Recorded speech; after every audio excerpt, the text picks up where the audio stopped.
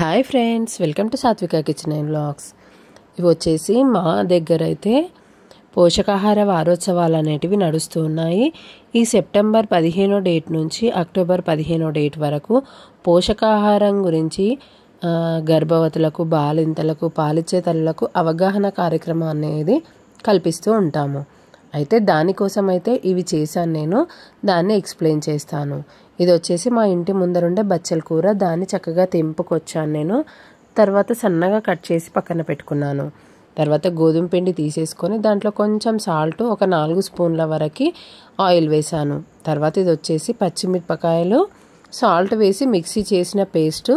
ఈ పేస్ట్ను ఒక 2 చెంచాల వరకు వేస్తున్నాను. తర్వాత వచ్చేసి కొంచెం జీలకర్ర, నువ్వులు, ఇంకేదైనా అవసరం ఉంటే వేసుకోవచ్చు. తర్వాత మనం ఇందాక చూపించినట్టు బచ్చల కూర సన్నగా తరిగింది ఉంది కదా, దాన్ని ఇందులో వేస్తున్నాను. ఇలా బచ్చల కూరను ఇందులో వేసి తడిపి మనం చపాతీ చేసుకోవటం వల్ల ఆకుకూరలు తిన్న ఫీలింగ్ అనేది మనకు వస్తుంది. ఎప్పుడు ఒకేలా కర్రీ కాకుండా, పప్పు కాకుండా ఈ విధంగా ఒకసారి ట్రై చేయండి, చాలా బాగుంటాయి. తర్వాత మనం పిండిని అయితే ఈ విధంగా తడిపి పెట్టుకోవాలి. చూడండి, ఈ విధంగా తడిపిన తర్వాత కొంచెం దీనికి ఆయిల్ అనేది అప్లై చేసేసి మూత పెట్టుకోవాలి. నేనైతే ఇందులో బచ్చల కూరను వేసాను కదా, దానికి బదులుగా మనము ఇందులో మునగాకు వేసుకోవచ్చు, లేదంటే తోటకూరను వేసుకోవచ్చు, లేదంటే క్యారెట్ వేసుకోవచ్చు. మామూలుగా ప్లెయిన్గా తినకుండా ఏదో ఒకటి వేసి చేసుకొని తినటం వల్ల హెల్త్ అనేది బాగుంటుంది, పోషకాహారం అనేది అందుతుంది. ఈ విధంగా అన్నింటినీ చిన్న చిన్న ముద్దలుగా చేసి పెట్టిన తర్వాత దీన్ని పిండిలో అద్దుతూ ఈ విధంగా చేసుకోవాలి. ఇందులో ఆకుకూర వేసాం కాబట్టి మరీ పెద్ద సైజులో అయితే రావు. కొంచెం ఉల్లలు అనేటివి చిన్నగా పెట్టుకొని ఈ విధంగా పూరి కంటే కొంచెం పెద్ద సైజులో చేసుకుంటే సరిపోతుంది. మరీ సన్నగా చేసినట్టయితే మధ్యలో నుంచి ఆ బచ్చలి కూర అనేది బయటకు వచ్చే ఛాన్స్ ఉంటుంది కాబట్టి మామూలుగా మనం చేసుకోవాలి. పోషకాహార వారోత్సవాలలో భాగంగా మేమైతే వీటిని చేస్తున్నాము. అయితే మీరు కూడా గర్భవతులు కానీ, బాలింతలు కానీ, లేదంటే కిషోర బాలికలు కానీ, పాలిచ్చే తల్లులు కానీ ఎవరైనా సరే ఆరోగ్యం సేఫ్గా ఉండాలి అంటే ఆకుకూరలు, కూరగాయలు, పండ్లు, సీజనల్గా వచ్చే పండ్లు కూడా తినాల్సి ఉంటుంది. తర్వాత ఒక పెనం పైన కొంచెం ఆయిల్ అనేది వేసి నేనైతే దీన్ని కాలుస్తున్నాను. ఇది చేయటానికి మరి ఎంతో సమయం పట్టది, చాలా ఈజీగా అయిపోతుంది. మనం చపాతీ చేసే పిండిలోనే కొంచెం ఏదైనా ఆకుకూరను వేసేస్తే సరిపోతుంది. తర్వాత మనకి ఇష్టం ఉంటే కారం పొడి, మసాలా పొడి, ఉప్పు, ఈ విధంగా ఏది అవసరం ఉంటే, ఏది ఇష్టం ఉంటే దాన్ని యాడ్ చేసుకోవచ్చు. బ్లడ్ తక్కువగా ఉన్న వాళ్ళకి కానీ, రక్తహీనత ఉన్న వాళ్ళకి కానీ, లేదంటే బాగా సిక్ అయిపోయి ఉంటారు కదా అలాంటి వాళ్ళకి కానీ, లేదంటే పిల్లలు మామూలుగా ఏదో ఒకటి చేసి అని అంటారు కదా, అలాంటప్పుడు కానీ ఈ విధంగా చిన్న చిన్న చపాతీల్లాగా ఏదైనా వేసి చేసి ఇచ్చినట్టయితే పిల్లల నుంచి పెద్దవాళ్ళ వరకు ఎంతో ఇష్టంగా అయితే తింటారు. నేను 1/2 kg పిండి అయితే చేశాను. దానికి దాదాపు 12 నుంచి 15 చపాతీలు అనేటివి అయ్యాయి.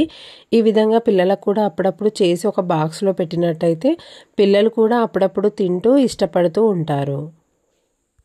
ఇదే కాకుండా మునగాకు ఉంటుంది కదా, దాన్ని కూడా తెంపుకొని తీసుకొచ్చుకొని మనం ఇదే పిండిలో ఇదే విధంగా వేసుకొని మనం తాల్చుకొని కాల్చుకుంటే ఇదే టేస్ట్ అనేది వస్తుంది. టేస్ట్ అనేది ఏమీ మారదు, కానీ మునగాకైతే చాలా మంచిది కాబట్టి ఒకసారి అలా కూడా ట్రై చేయండి. తర్వాత ఇవి వచ్చేసి బెబ్బర్లు, పెసాలు, ఇది వచ్చేసి పరమాన్నము. బెబ్బర్లను కూడా రాత్రి నానబెట్టి మార్నింగ్ ఉడికించి వాటిని ఈ విధంగా చేసేసాను. తర్వాత వచ్చేసి పరమాన్నం కూడా ప్రిపేర్ చేశాను. బెబ్బర్లు అనేటివి మనకు రకరకాలుగా వస్తున్నాయి కాబట్టి వాటి క్వాలిటీ అనేది చెక్ చేసిన తర్వాత మీరు కుక్కర్లో కానీ, గిన్నెలో కానీ ఉడికించుకోవాలి. ఎందుకంటే నేను ఉడికించేటప్పుడు ఫస్ట్ కుక్కర్లో వేసి ఒక విజిల్ వచ్చేంత వరకు ఉంచినట్టయితే చాలా మెత్తగా అయిపోయాయి. తర్వాత మళ్ళీ ఇవి నానబెట్టినవి ఉంటే సపరేట్గా గిన్నెలో ఉడికించి ఈ విధంగా చేస్తున్నాను. దీంట్లోకైతే కొంచెం ఆయిల్ వేసేసి అందులో పచ్చిమిరపకాయలు, ఆనియన్స్ వేసి కొంచెం ఫ్రై చేసుకున్నాను. అవి మొత్తం ఫ్రై అయిన తర్వాత కరివేపాకు కూడా వేసేసి తర్వాత కొంచెం ఉప్పు, పసుపు వేసిన తర్వాత ఈ బెబ్బర్లను, ఉడికించిన బెబ్బర్లను ఇందులో వేసాను.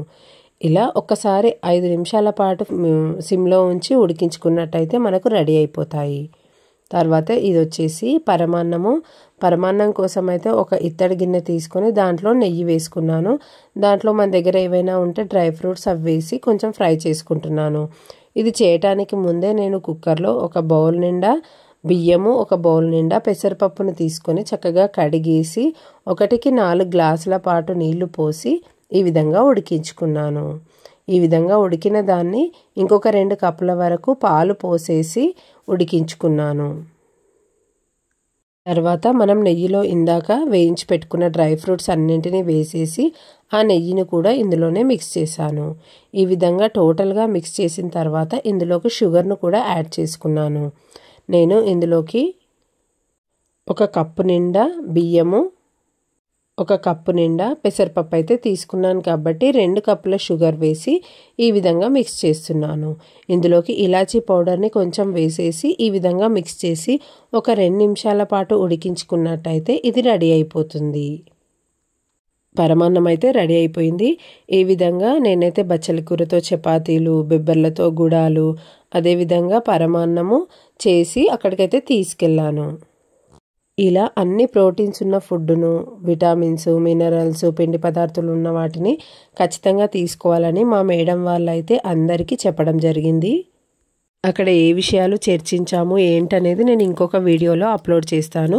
ఈ వీడియో కనుక నచ్చినట్టయితే ఖచ్చితంగా లైక్ చేసి సబ్స్క్రైబ్ చేసుకోండి. మీ ఫ్రెండ్స్ అండ్ ఫ్యామిలీ మెంబర్స్కి షేర్ చేయండి. ఇలాంటి వీడియోలు చూడటానికి నా ఛానల్ని అయితే తప్పకుండా సబ్స్క్రైబ్ చేసుకోండి. Thanks for watching. మళ్ళీ ఒక మంచి వీడియోతో కలుద్దాం.